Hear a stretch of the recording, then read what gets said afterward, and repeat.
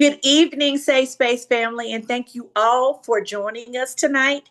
I am most excited because of the guest that we have tonight. I'm always excited to tell stories on Safe Space, but there's something about this journey and this story that resonated with me personally, as many have in the past. But sometimes, when you meet these people, they're kindred spirits there, and when you begin to learn more about them, you see that they're kindred journeys. And I don't believe that's by coincidence. So, for those of you that have never stopped by Safe Space is a place of storytelling, of encouragement, of exchanging ideas, but all with one purpose in mind, and that's to glorify God and to communicate to all people through all these different types of stories the one common denominator, and that's our Heavenly Father. That no matter what you do, what your story is, what you're currently doing, what you have done, you can never be too dirty, go too far, or be out of the reach for our Father to bring you back and sit you on a solid rock. That's what these testimonies and these stories are for. So tonight, without further ado, we have Kristie Andrews. She is a corporate executive, a certified emotional life coach and consultant, CEO and founder of KSA Coaching. She's also an author. Heckuvachic is the name of her book, and she is a heck of a chick. How to how to become a heck of a chick after experiencing life disappointing setbacks, and we can all attest to those. She also is the proud mother of two wonderful daughters, which I'm sure she feels are her greatest accomplishment. She is in the process right now in this great breast cancer awareness month, which she is a survivor of her second annual health advocacy conference. The topics are that she's going to provide for the women that are blessed enough to be there, which I am one, thank you God, is navigating menopause, preventing diabetes as well as heart disease, etc. Without further ado, let's introduce and welcome Kristie Andrews to Safe Space. Welcome, Kristie. Thank you. That was such a great welcome. Thank you, Shelby. I am so excited that I had an opportunity to get to know you and meet you a couple months ago. You've got such a great spirit, great heart, and I truly, truly support what you're doing in the community. This is awesome. Thank you. Well, you know, I believe that we were supposed to meet when we were supposed to meet, the way we were supposed to meet. Um, Great. from the moment that I saw you in the lobby that morning, we both were speakers at Dr. Joanne Chestnut's Women's Conference, which she has been a guest on the show. And even the way I met her, we were in a restaurant sitting across from each other. So what God is going to have his way, basically. But when I saw you sitting in the lobby when you came into the building that morning, I said, that looks like a nice lady. I'm going to go over and say hi. You So did it with a beautiful smile and the warmest of intent. I was like, I like her. well, you just look so nice and inviting sitting over there. So I said, go and say hello to this wonderful, beautiful lady. And I think that we have to, as women and as women of color, be open and inviting. And whether we are strangers or not, we have to communicate through our sometimes nonverbal communication that I'm here for you. We're in the same space. And if you need me, let me know. Yes, agree. I think that's so important. So, what she spoke about that day, I didn't even mention in her introduction. She's a multifaceted powerhouse, a heck of a chick.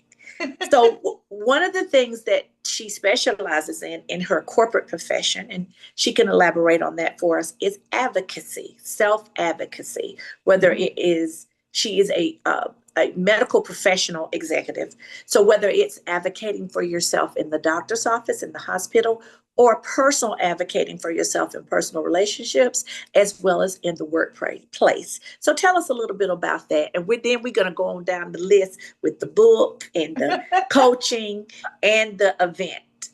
Absolutely. Thank you. Thank you. Thank you. Well, I'm a big proponent of advocacy. And I think that because of all the trials and triumphs that I've had and the trauma and all the different setbacks that I've had, I had to realize that I need to be able to use that content in terms of the knowledge that I've been able to learn to help other people.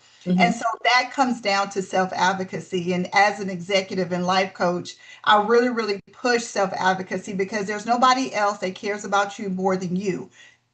It should be that way. Sometimes it's not that way. And so sometimes we have to reach out to get the help and support that we need when we're not feeling that way.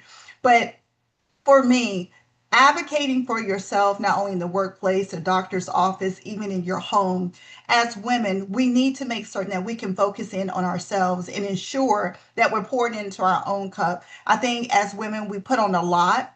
We are responsible for a lot of things. I think we hold down our families.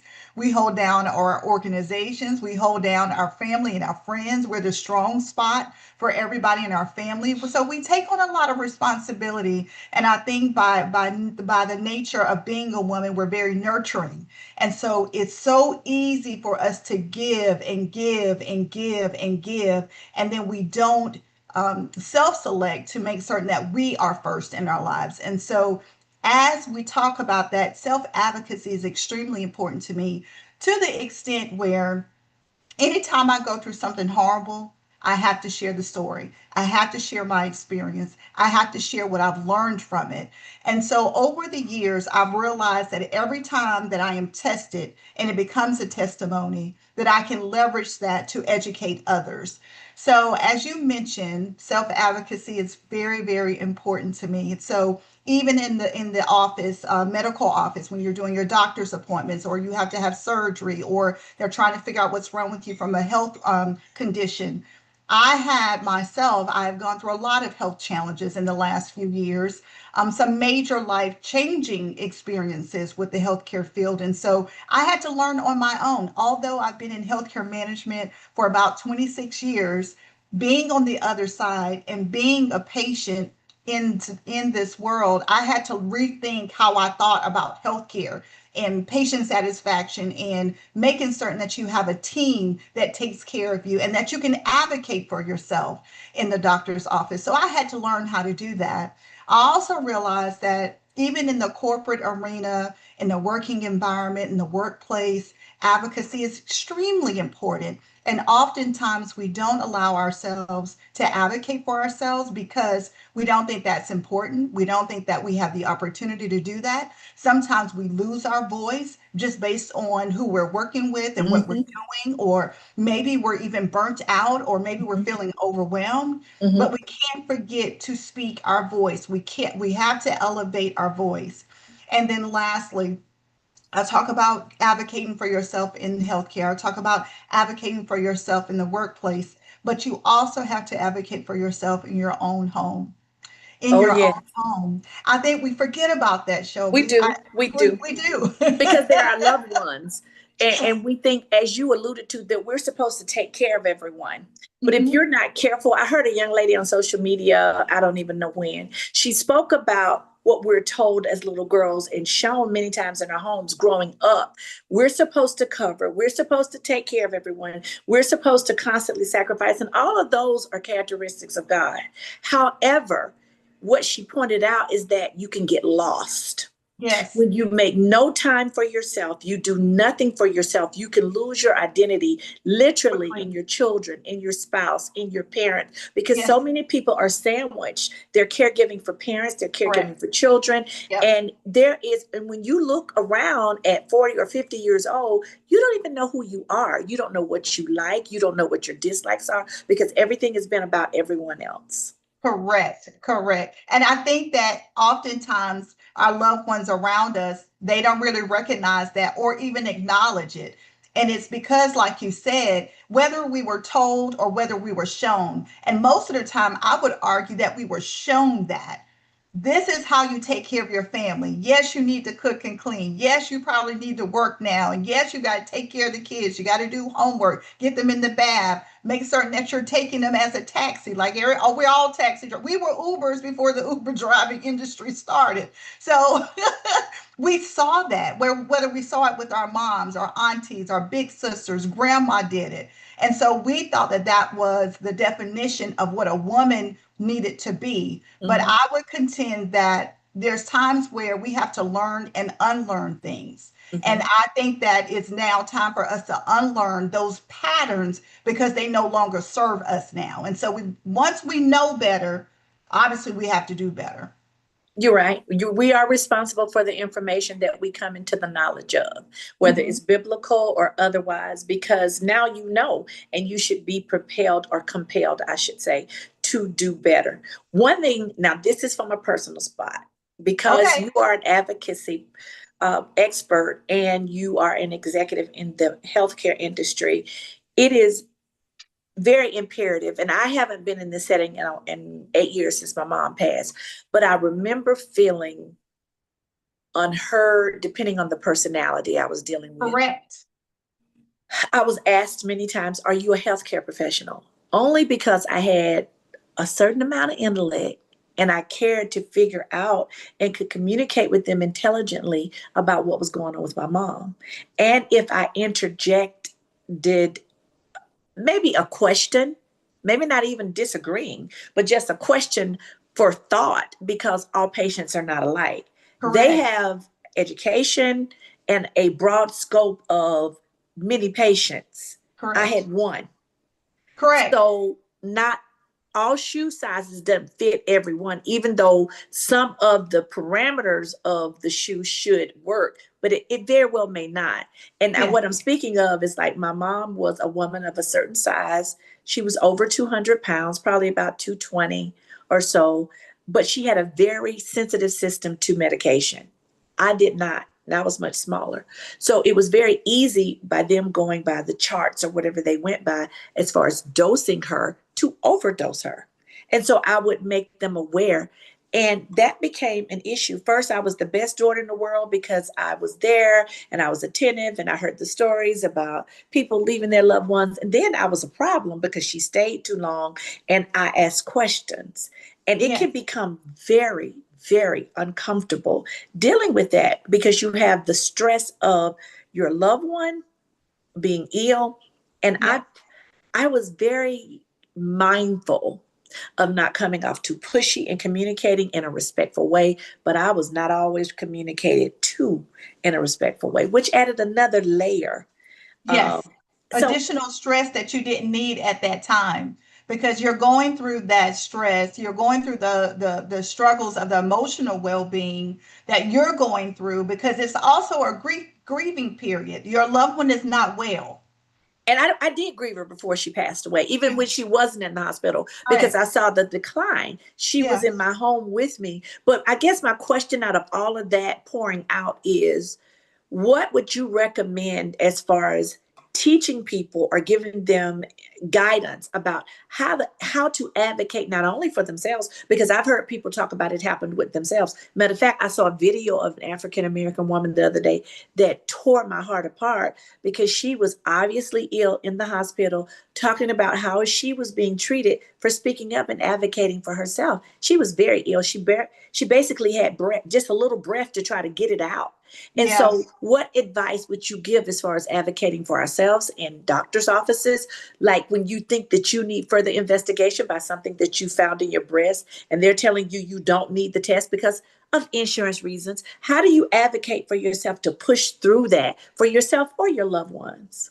And here's the deal, we're all going to have to go through it, right? We're all going to have to advocate for a loved one or for ourselves. And regardless if it's for yourself or a loved one, your voice matters. Once you understand that your voice matters, because nobody knows your body more than Shelby knows her body. Nobody knows your mom more than Shelby knows her mom. Right. And once you understand that you're the one that loves that person, whether it's you or your loved one, then you need to advocate to no end to get the answers that you need. And so, what I challenge people to do is if you're feeling uncomfortable, what you did, ask the question. You can do it in a respectful manner and be Mm-hmm. very calm, be very diligent, because at the end of the day, what you want is your loved one to feel better, to get better, to have improved outcomes. And so, I think that sometimes we fail to realize that we have providers and they're excellent providers. They've gone to school, they've done all the things, they love what they do,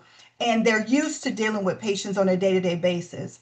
But I'm different. I'm actually special. So you may not care for me the same way that you care for the next patient that you have. And so there's some individuality that we have to be mindful for, and we got to ask the questions. We got to do our own research. If we're not getting the answers that we need, then we need to elevate and escalate and ask the next layer of folks, hey, this is what I'm experiencing. Can someone help me understand why Dr. Da has not happened? Can you help me understand why we are not doing X, Y, and Z? Is there a reason why you needed to do this particular exam or this particular testing? It's about asking the questions. You don't have to have a lot of knowledge, but it's asking the questions so that you can learn. And if you're not happy with that, then you need to elevate it. You need to escalate it and make certain that the powers that be, next level leadership, understands where you're coming from in a respectful manner. Because really and truly, care should be seen as a team oriented thing. I, as the patient, am a part of my own team. Right.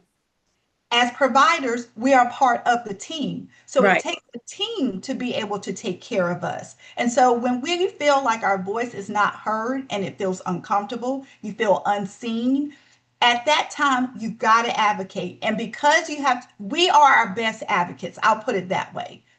If you know that and you feel that in your heart, you don't need anybody else to do it. You can do it. You can definitely do it, but you've got to ask the question. You've got to ask pertinent questions. You've got to be open. So if you're thinking it, share it.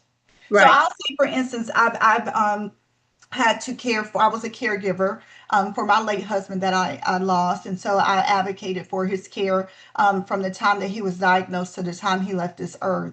And so there were times where it was not a good outcome. There were times where things wasn't the best. But what I did was is I made certain that I did ask questions. What I did was is make sure that I'm asking him questions as the patient. How are you feeling? What do Mm-hmm. you need? What do you Mm-hmm. see? What do you want to voice? Because sometimes when you're sick, you can't think about all of those different things. And Mm-hmm. so it's about conversation and not sitting back passively when things are happening. Right. Be an active participant in your healthcare. And we weren't taught that years ago. Right. So that's where advocacy becomes so important. And those are all great tips. I'm going to say this, and I'm going to move to you giving us suggestions of how to do it in our home. I'm sure there are answers all the way across the board that it doesn't matter where you are, but home sometimes is a little different. Work may be a Yes, little different. So I'm it sure is. you have suggestions. The only thing I'm going to say about that is some medical professionals, because we all take who we are into everything we do, Mhm. are above reproach. They have what I call a God complex, and I dare you question me. Um, and it makes it very difficult. So I did have to escalate some things, but it makes Mhm. it very difficult because if I'm approaching you in a respectful way, please, give that back. And it makes it very hard for you to feel that your loved one is even safe. So it's Yes. a whole lot wound up in that, and it can be. And there are some wonderful people, and the ones Yes. that I found that are wonderful, really sensitive to where you are the ones that have dealt with it or have gone through some health issues themselves or had to advocate for loved ones. And you know that there's a different level of understanding when Yeah. someone knows that you are a healthcare professional and you're there with your loved one. There's a different level of respect given. It's just like anything else. If you specialize in accounting, when you meet another accountant, they deal with you differently than they one that someone that may be a novice in that field, and Yes. that's fine. But Yes. it can be a minefield to navigate. But what about women in their homes or on their jobs? Or there may be two basic things that you would suggest they in the way they approach their superiors in a subordinate superior situation on a job, or even in your home dealing with your children or your husband. Yeah, so even in the workplace, and I have the honor of working in the human resources industry. So I deal and work with people and employees and leaders across our organizations. And I do want to go back to one quick thing. Also, pay attention to where you're getting your care from. Mm-hmm. It's okay to research the reviews. It's okay. There's live patient experience ratings online that is accessible to everyone. So make certain that you do that. Just like you're trying to figure out where the best brunch spot is, You need to go look at those ratings to find out where the best healthcare organizations are. I will share that from the perspective of in the workplace. There are times where you're going to have to advocate. That's a very delicate situation because that's where your livelihood is. And so you have to make certain that you're being very mindful and very intentional of how you handle things. I will share that if you are feeling uncomfortable or if there's things that you need to have a discussion about, be open about that discussion. Think about what are you really trying to gain. Sit there and kind of strategize in your mind. What is it that's making you feel uncomfortable? What is it that you want? And having an open dialogue in a respectful manner. Mm-hmm. Sometimes in the workplace we have to deal with great people. A lot of times people don't even leave organizations anymore because they enjoy working with the people that they're working with. Some Right. people are fortunate to have that, and sometimes people are not so fortunate. Sometimes you make a mistake in the workplace, and sometimes you need to own up to those mistakes or own up to that responsibility. But when you realize that you can be your authentic self and you need to be very authentic, it should give you that trigger that says something doesn't feel right. I need to talk with someone about it. And a bit of time, sometimes things happen because it's a miscommunication.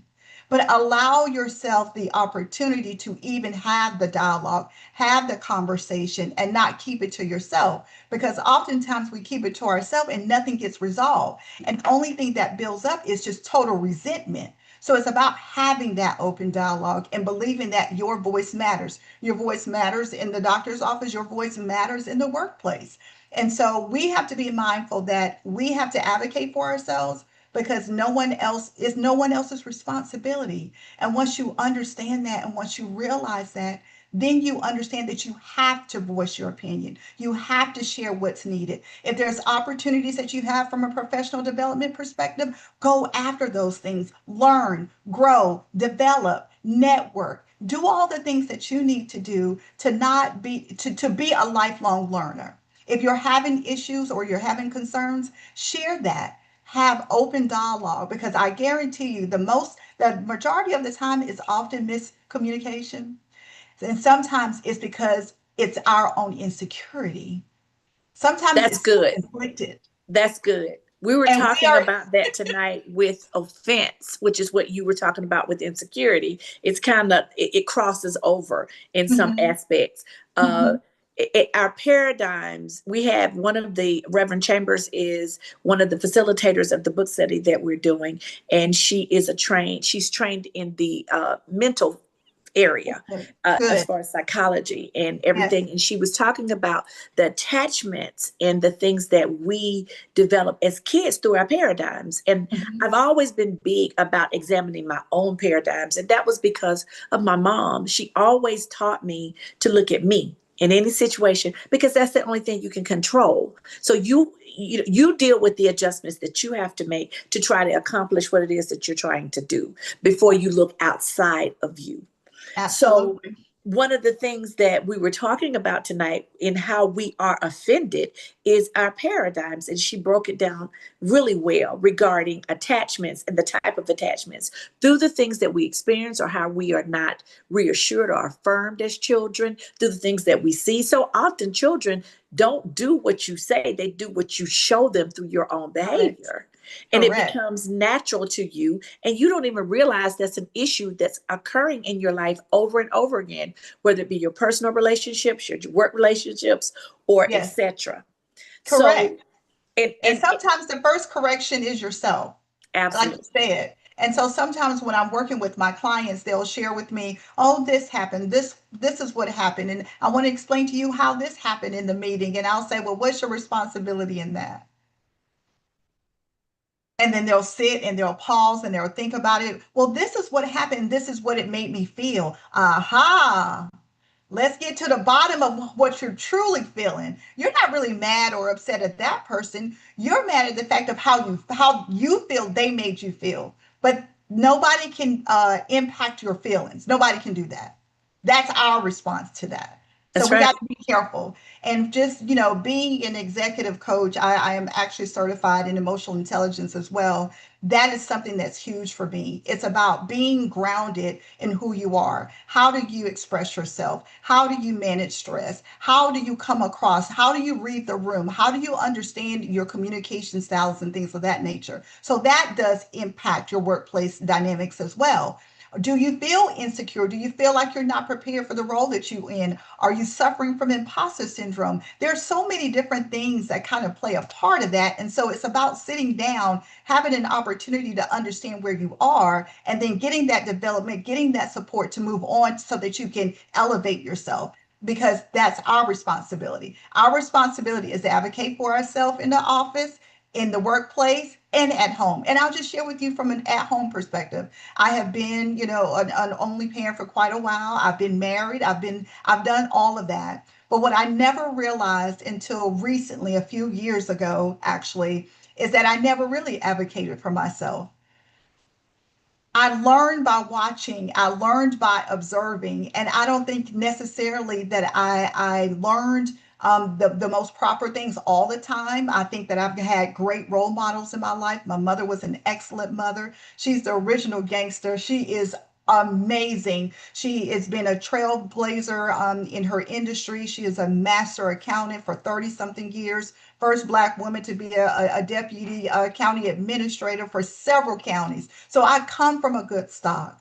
But at the same time, she learned from her mom, who learned from her mom, who learned from her mom. And so there's so many different things I learned from my mom and my aunts and all of those different things. But what I didn't know and what I didn't understand and totally grasp is I get to come first in my life. I think that's a woman thing across so many generations and across so many families. And I see that, and I can only speak from the perspective of an African American woman. I think that it is very prevalent in our culture Mm-hmm. because of the way African American women were forced to be from Mm-hmm. all the way back from the time we stepped off the ship.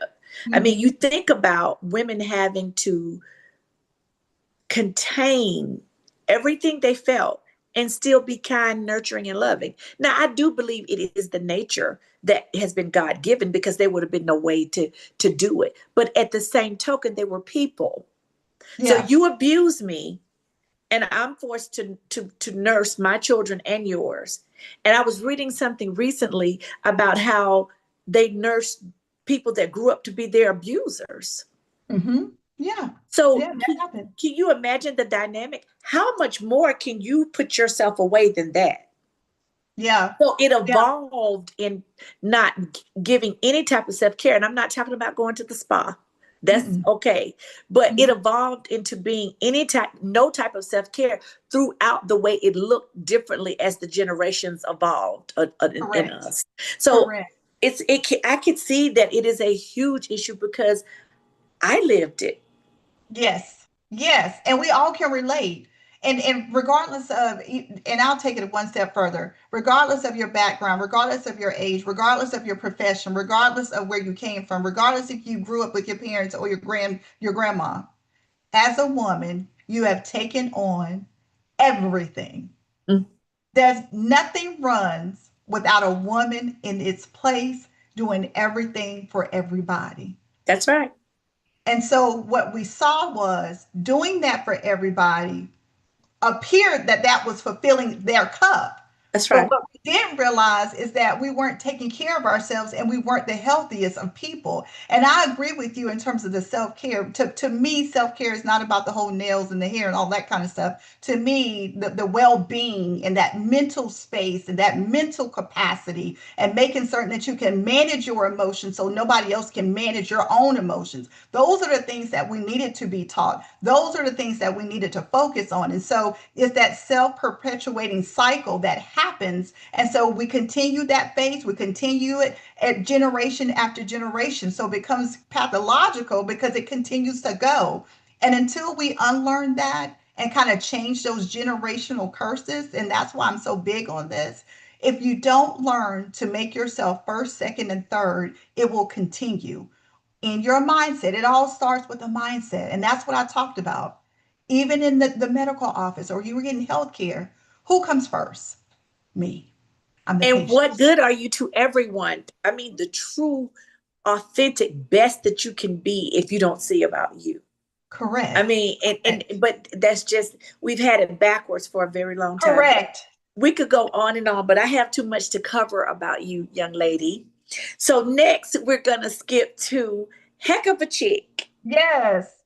which is your wonderful book. I got lost in that book. Oh, when I tell you that book hit me, and I told you this, that book hit me in so many ways, but I have the electronic version. I Yes. am going to get the paperback, but this is how the cover looks up, people. It's a beautiful cover. The name, and look how Heckuvachic is spelled.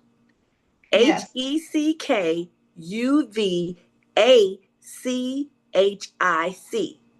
And it's officially trademarked. It is beautiful. It's a beautiful cover. I mean, a beautiful cover. Thank you. And she has this wonderful self-developed system. And I'm going to touch on two pieces of it. Okay. One, she has attributes in her book of being a heck of a chick. And she gives a description of the steps that you take to evolve into this heck of a chick.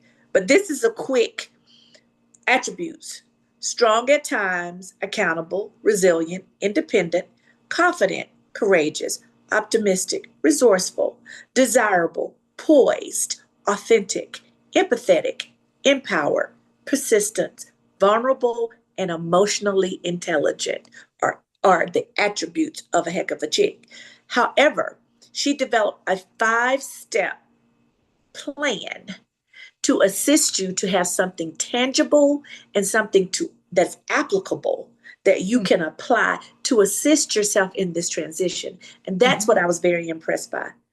So Yes. often we hear these feel good theories, but there is nothing tangible to give me to assist me in Yeah. making that transition in my life. Her Yeah. first one, she has introductory information, biographical information in the beginning of the book. But Yeah. the last 5 chapters of the book are the 5 steps of becoming a heck of a chick. Life makeover transformational model. First, feel the emotion. And she describes in her chapter, okay, if you got to cry, if you have to go to whatever you have to do, it changes. It's different from person to person. So Yeah. be real with yourself. And this is Shelby 101. Please don't lie to you. Absolutely. So for me, feeling that emotion is not lying to me. Don't paint this unrealistic version that you might have even painted for the world. Don't do that to yourself. That is the most detrimental thing that you could ever do. You'll get Absolutely. stuck in step 1. Step 2, forgive yourself and others. And so often we get, even if we can truly forgive someone else, we don't forgive ourselves. Step 3, and we're going to let her elaborate on these. Step 3, free your mind of the things that no longer serve you. Amen, amen, amen, Amen. amen. Amen. Amen. 4, find your voice to speak your truth. That says self advocacy to me. I'm going to let her tell you the rest of it. But see, you got to make sure that these things speak to you and you make them your own. Yes. Yes. 5, follow your dreams to become a heck of a chick you are entitled to be. Yes. No one gave you anything. It's your birthright for being a child of God. So Amen. let's roll, heck of a chick. Let's roll. Let's do it. Let's get into it. Let's roll. So tell us about what brought you to this, how you developed these 5 steps as well as the attributes. You said to me the other day something that stuck in my head. In the book I read, which was very self identifying, that you can get to places in your life that you feel stuck and you're going through your day to day, you're doing everything you're supposed to be doing, but you just still feel somewhere down inside that you're spinning your wheels. And you said every time you became unstuck, you used these 5 steps. Yes. And I use it all the time now, which is the funniest thing. Even though I wrote this model and I put this model together because there was a time when I was very, very stuck. and my life was in shambles. I had no control over anything. And from a life cycle perspective, I had just lost my husband, my middle school sweetheart. We were together for over 20 years. I then became a single parent. I then had a house that we were renting in Charlotte, North Carolina, and I had a house here, and we that we owned, and so we had tenants in that home. I had student loans because he was just in school. He had just finished school and graduated salutatorian of his class. I had two car notes that I had at the same time. I had two small children. I had to go on leave after it happened. And so during that time and during that phase, I had to understand that I needed to do the work on me to be able to be the best me that I could be. And so that's me taking ownership and responsibility and accountability for where I was in my life. It was totally out of control. I couldn't find heads or tails for anything because everything in my life cycle was turned upside down. The same hospital that I lost my husband, I lost my unborn child in as well. Oh my goodness. Two losses, and I actually worked in this healthcare organization. So there were times when I had to see his providers even after everything happened, and I would see his providers in the hallway, and it would instantly make me sad and make me remember all the things that he had undergone.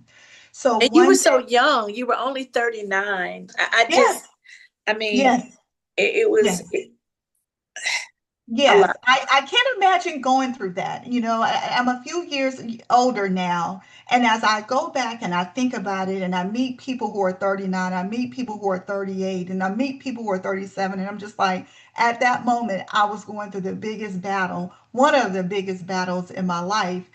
And I now clearly understand how God can give you an idea, but it's what you do with that idea. So, in order to pick myself up out of that space, because at that point, people saw Kristie. Kristie is a loving, caring, empathetic, compassionate person to her core. It comes out. There's nothing I can do about it. It's just there. But for me, I was lost because I didn't know who I was at the time. My identity was gone. I'm no longer a wife. And in fact, as soon as he got diagnosed, I was no longer a wife. I had to become a caregiver. Hmm. And so being a caregiver takes something out of you as well Oh at yeah. a young age, right? Hmm. Hmm. So one day I had to think about it. I was on vacation and I started thinking about it, and it was I was on vacation because I had gone to the Bahamas by myself. It would have been our wedding anniversary, and so I didn't want to be home, so I wanted to go somewhere on vacation. And I sat there and I tried to understand, what did I need in order to move on with my life? What did I need to do to change the trajectory of where I was at that time? Because financially it was tough, spiritually it was tough. Why would this happen at such a young age? He was such a great and loving father. He was such a great husband. Why would this happen at such a young age? From a career perspective, I'm working at the same place I lost him. From a spiritual realm, I started to challenge, well, what what could we have done so wrong for this to have happened Right. that totally destroyed our family? Hmm. And so from a social life perspective, I'm in a sorority. I'm a member of Delta Sigma Theta Sorority Incorporated. I have loving line sisters. I've got great friends. I got great family. I have a whole support system behind me. But you know what? I wasn't whole. Hmm. I was so empty and so raw on Hmm. the inside, and there was nothing you could do about it. You could give me flowers, you could take me to lunch, you could take me to dinner, you could take me to the spa. Nothing would help because internally I had to do the work on me. That's right. And there was a time where I said, you know what? This has happened. Now, girl, what you gonna do? Hmm. And I took it upon myself, brick by brick. I began to reinvent myself. Once I began to reinvent myself, then I started elevating myself and said, you know what, I can do this. Anything that I go after, I'm going to get it. It's going to happen. God's got me. He's got me in the front. He's in my heart. He's got my back. It's game on now. I've got to do what I need to do for my family. I was about to say your children was probably a large driving force of you realizing that he did have you and that you could just get up and move forward even in pain, which Yes. I would have to say and ask through my own experience. That's the beginning of your healing.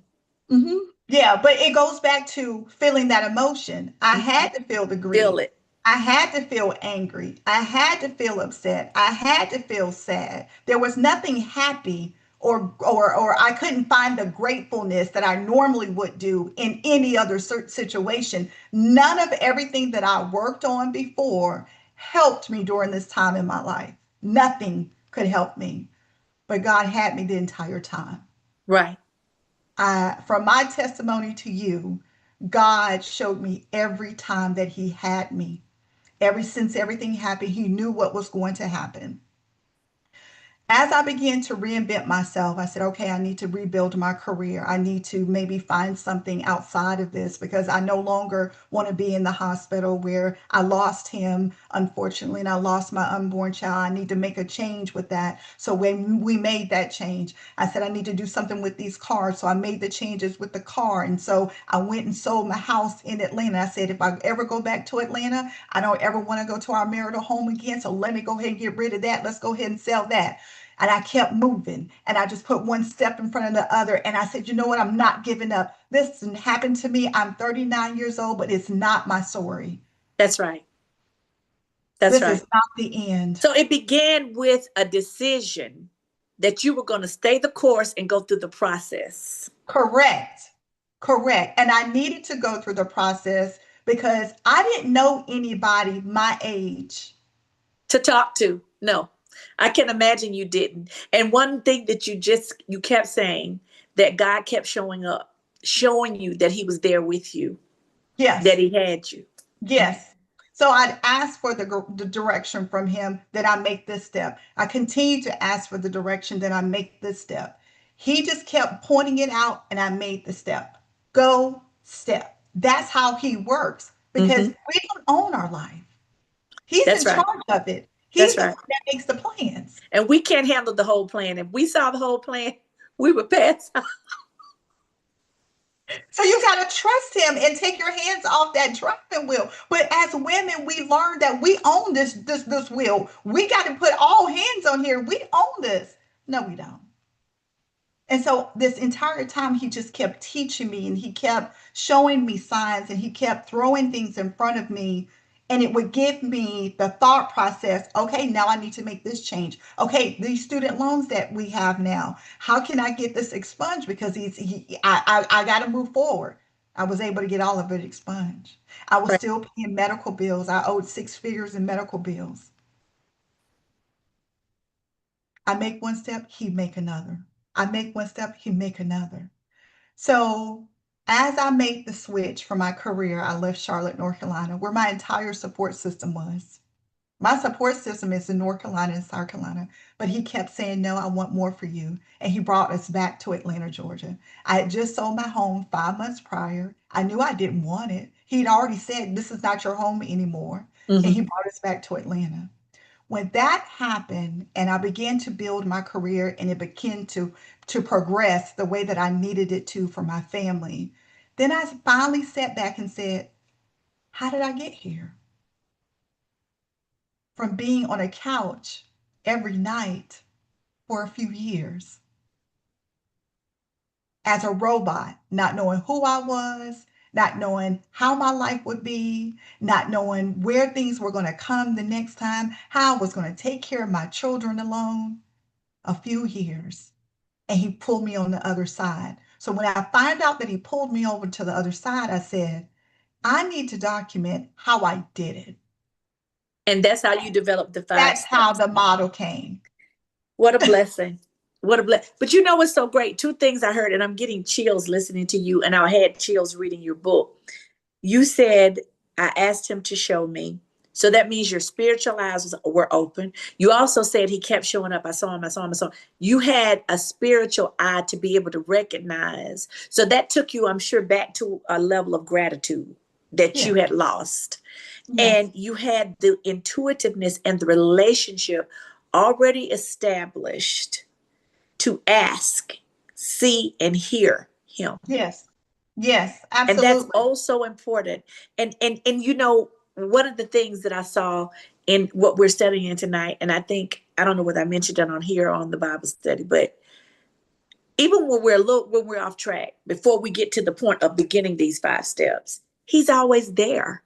He's there. He never leaves us. Mm-mm. We just have to wake up enough from the grief, from the sin, from whatever it is, The to see pain it. and the hurt and the anguish and the mental gymnastics that happens to us mentally and spiritually. We That's don't right. even know who we are. I remember going, and I joined a widow support group Hmm. during that time. And obviously I was the youngest one there. The only person that was close to my age was probably about 62. Wow.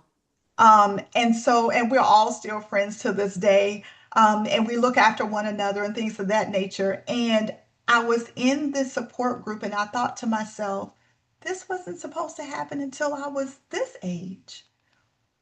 Why? Why would it happen? And I'm young with my small children. My babies were 5 and 9. To this day, my daughter just said the other day, I don't have any text messages from my father. I don't have him saved in my phone as a contact.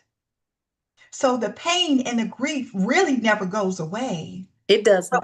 But we have to figure out a way to survive it We all. learn to cope and to move forward, but there Yes. will But always have a place. yes, but it requires work. Yes. It requires work. Hmm. My daughter, she's got her permit. It's not me that's supposed to teach her how to drive. It's her dad that was supposed to teach her how to drive. So it never goes away. But Hmm. what I realized is every time I go through anything after that, I literally go through the steps. Okay, what am I feeling?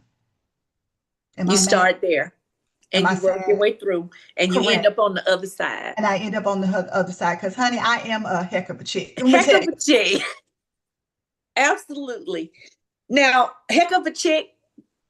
The last thing I was going to speak of, and I heard the Holy Spirit say, this is breast cancer awareness. Mm-hmm. So after you work through all of that, become heck of a chick, you get a diagnosis. That had to be a huge blow. Mm-hmm.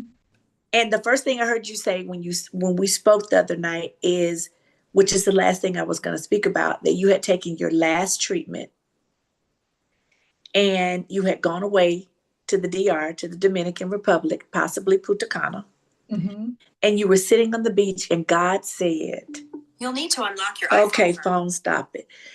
And God said, you have to advocate for women. You have to do this conference. You have to be a voice for the Mm-hmm. health, overall wellness of women.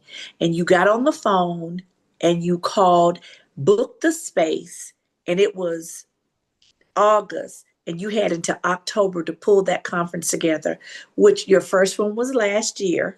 Yep. And you had 60 women. And they were Mhm. like, this is such a blessing. Are you doing it again? Yep. So you navigated through that and it birthed something.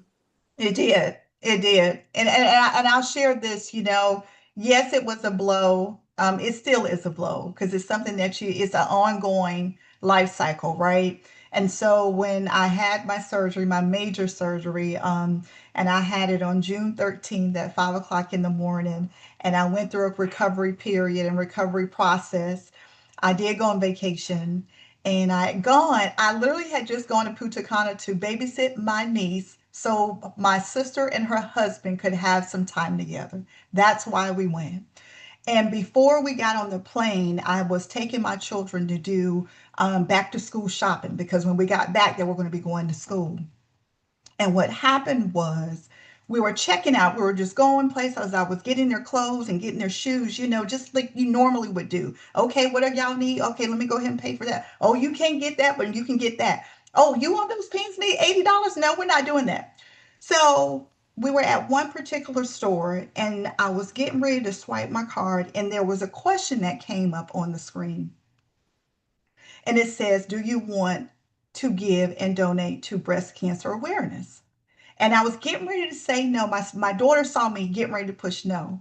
And my daughter looks at me and she says, Mommy, you're a part of that community now.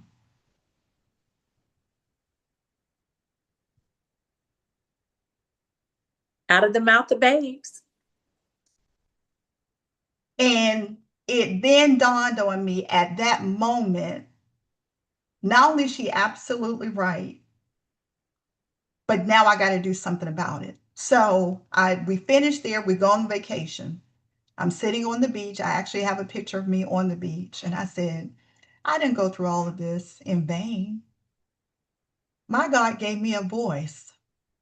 And we about to make some things go down. Now, I don't know what I'm getting ready to build, but we getting ready to educate any woman that will walk in the door. I anticipated having about 20 25 women. We'd sit down, talk about breast cancer awareness, then talk about other healthcare conditions and things of that nature, and it became a full conference. But To this, you are a perfect woman. First of all, you're dynamic, and a part of your bio was professional speaking, but you are connected in the medical industry. You right. have the ability to pull people in to offer menopause education and awareness, which is Mhm. one of your topics, to Yes. offer prevention of heart disease and diabetes. Mhm. You have those, so you were a perfect vehicle. It's just And wonderful that you were obedient. that's what I'm saying. Remember how he continues to talk to me because he guides my path. And so when I was sitting on the beach, that's exactly what he told me. My mother suffered. My mother had a massive heart attack in my car while I was driving. Oh my. That's the heart disease piece of that. Yes, Family members who have diabetes, we need to talk about that because it can be reversed. that's right. Let me go find these experts, and many of them are actually my personal friends. Friends. I knew that. My personal friends. I didn't want anything more than to use my pain for purpose, to use the struggle for purpose, to use the grief for purpose.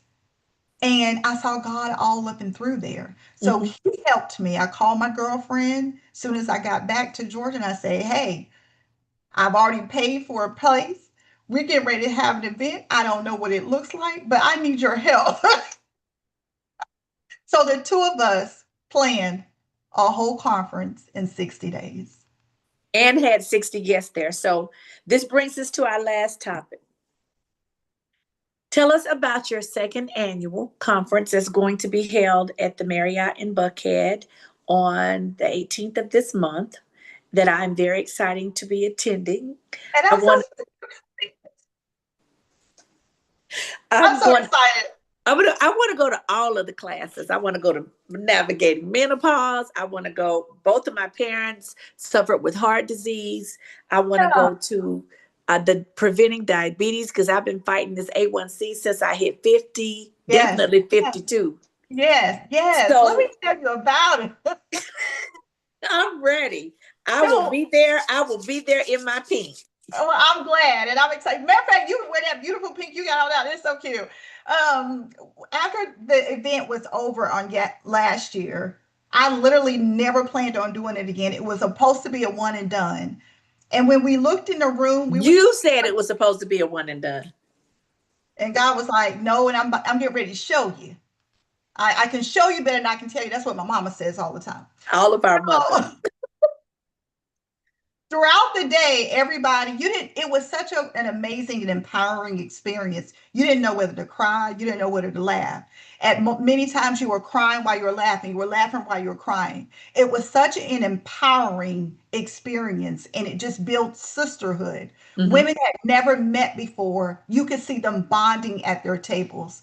Hmm. People need a safe space to have Yes, they this kind of do. conversation. That's right. And so we noticed, we stopped the event, everything was done. We started to try to clean up and nobody wanted to leave. And we were like, okay, it's time to go. We hope you had a good time. Nobody wanted to leave. And so I was like, okay, this is unusual. Okay. And then people started coming to greet me to say they enjoyed it so much. They were like, okay, what's the date for next year? And I'm like, this is supposed to be one and done. And then people just kept saying it. They just kept saying it. And I said, you know what? Now I have to do it. So now we're having our second annual, and it's going to be the Marriott in Dunwoody, and it's from 11 to 4, and we're going to have different speakers. We actually have about 16 speakers. I have women coming from North Carolina, South Carolina, and here in Georgia. I have physicians that are going to participate. I have a keynote speaker, a plenary speaker, 4 breakout sessions on diabetes, heart health. We're talking about menopause, of course, and I know I'm going to have to go into that one. And I too want to go into all 4. And then we also have healthy lifestyle and how to have a safe, healthy lifestyle. We've got panelists that are going to be talking about pain management for women. We got advocates that are going to be there. We've got a therapist that's going to talk about anxiety and depression in women in one space. We have courageous women that are going to come to the stage and share their healthcare experiences. I did mine last year, so now I'm taking the torch and I'm giving it to other women who want to also use their voice to help educate, help empower, and help encourage other women. So yes, it's Saturday, October 18th. It's going to be a great experience. We actually have vendors that are going to be there. We're going to have high tea while we shop in the women's village, and that's what we're calling it. And we're going to have raffle prizes. Last year, we were so fortunate. We were able to give away weekend getaways on last year. And so Wow. when people hear about the event and the purpose and the intent behind it, Hmm. they're right behind me. What do you need?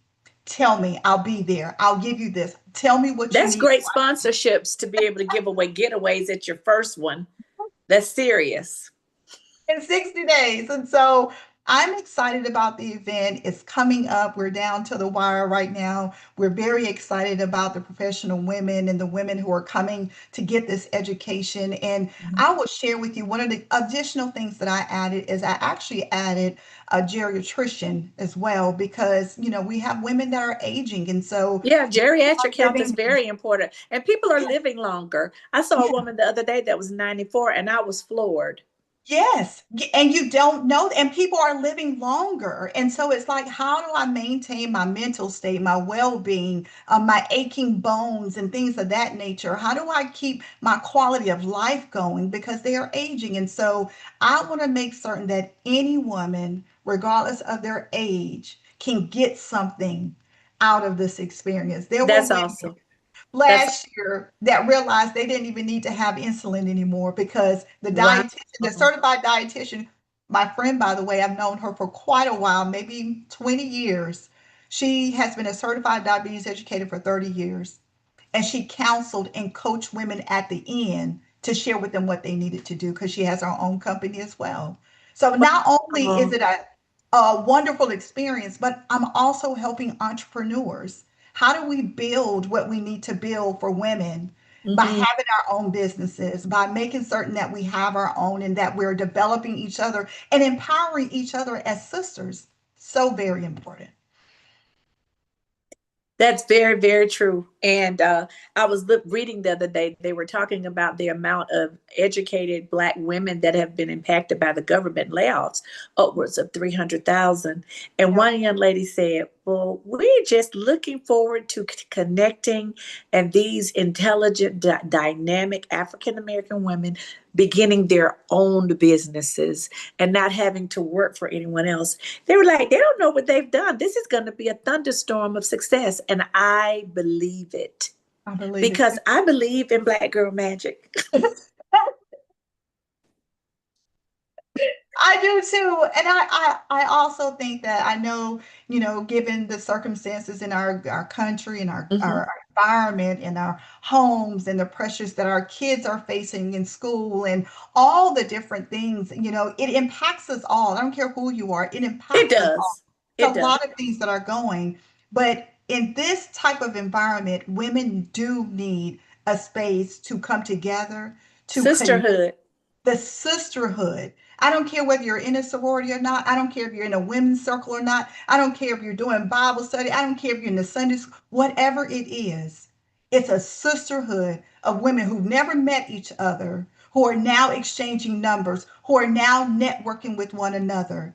And that's the space that I'm trying to have. Proverbs 17:17, which says, a friend loves at all time, a brother is born for adversary. Other verses emphasize on the value of friendship by nothing that friends should be supportive and build each other up.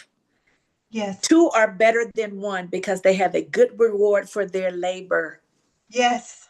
Yes. Absolutely. And no Absolutely. one knows what it is to be a woman but a woman. That part. Your husband can empathize, your children can empathize, but there's you just named without really even, maybe you did know, two symptoms of menopause: aching bones and foggy thinking sometimes. Yeah. So people don't people think that happens only to old women. No, that's a symptom of menopause. There are over Correct. 60 symptoms of menopause. Not every woman has all of them, but some of them are really out there, and you would never attribute that to a hormonal change in your body. But Correct. one thing that I learned was that our brain producing our brain needs estrogen, and when the female organs stop producing it, there's a deficit all over your body. Estrogen is used all over your body, from your brain to your feet, and Mhm. the signal is coming from the brain saying produce it, produce it, produce it. And it's like, no, she can't have no more children, so she don't need no estrogen. She was estrogen.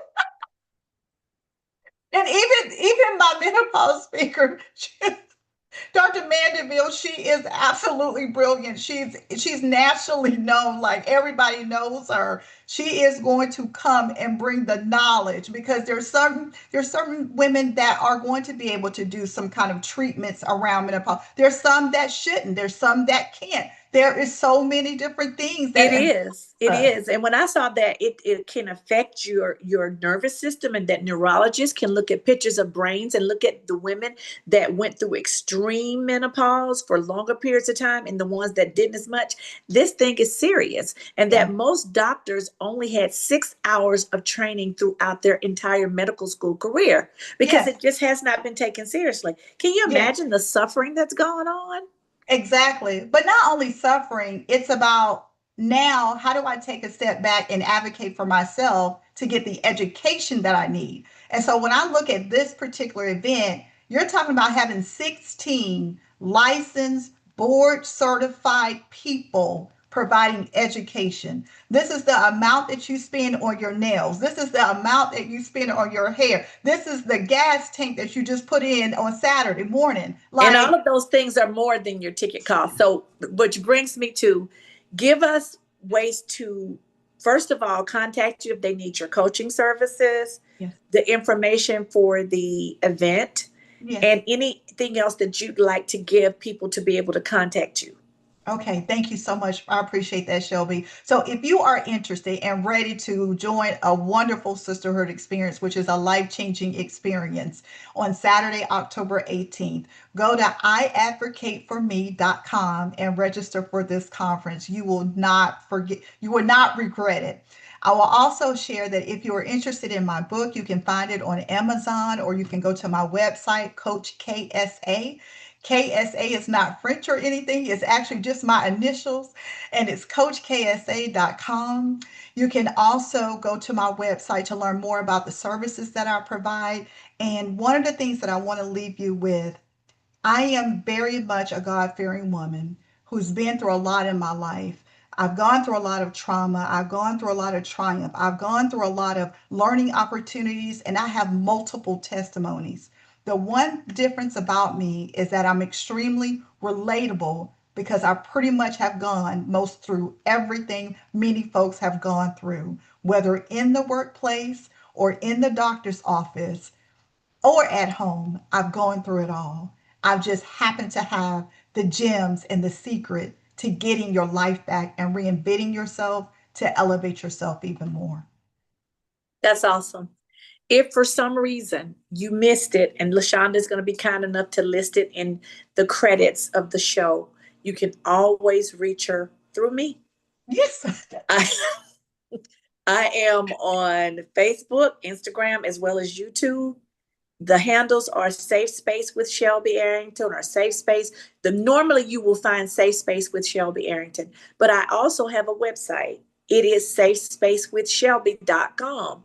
Safe Space Shelby. If you can get that in, most likely I'm going to pop up somewhere. If you reach out on the platforms, I'll see it. Or if you go to the website, safespacewithshelby.com, there's a message area there that will notify me at my email address, and I will make sure that you get in contact with this wonderful heck of a chick, Kristie Andrews. Kristie, I thank you so very much for taking out time this month. I'm sure you're very busy because you are a part of this community. Also, you're doing your event on top of your life, which Yes. is very busy. So I thank you so much. But this wasn't a coincidence. It was God's plan, because when I met you in July, I definitely wanted you to come on, but we just happened to do it in October. And I remember thinking, oh my God, that is perfect. It wasn't planned by me Yes. for you to Yes. come on in October, is what I'm trying to say. So this is what we were supposed to do. And I thank God that we both were smart enough to be obedient. There we go. There we go. Because he had already put it forth. So I'm grateful for that. I Thank you, am as Shelby, for well. this opportunity. And I appreciate you. When you saw me, you came straight to me, as you spoke to me as though you had known me for years. And so I just appreciate you, and I appreciate what you're doing for your community. I appreciate the work that you're doing, and I appreciate your candor. You're doing some great things. Getting this message out, it matters. The community needs it. Thank you so very much. And again, thank you for coming by Safe Space. We would love to have you. If you're doing anything else that you want to talk about, please remember us and come back. You I were such a will. delightful, full, fruitful guest, and such a woman of God and a blessed woman. And I can't wait to see what else He has for you. I know it is big. As you said in your book, if it's big enough for you to do, it is not the dream, or the assignment, I should say, that God has for you. I know I read it somewhere in your book. I think it was toward the end, that if it's big enough for you to accomplish on your own, you need to think bigger, dream bigger, and change your mindset, because God has to be instrumental in bringing our dreams about, into making into fruition, and us walking in the purpose for which He put us here in the earth. But I'm getting Mhm. ready to go on a whole nother tangent in the soapbox. So I'm gonna wind this up. You were such an enjoyable, delightful guest, and thank you again for coming by Safe Space. Good night, everyone. Thank you for your support of almost 4 years. Safe Space will be 4 years old in March, Oh, which is hard congratulations. for me to imagine that He has brought me this far and kept me going. And He keeps bringing wonderful guests in my path. So I have to keep pushing. And thank you again for your support and for the support of everyone.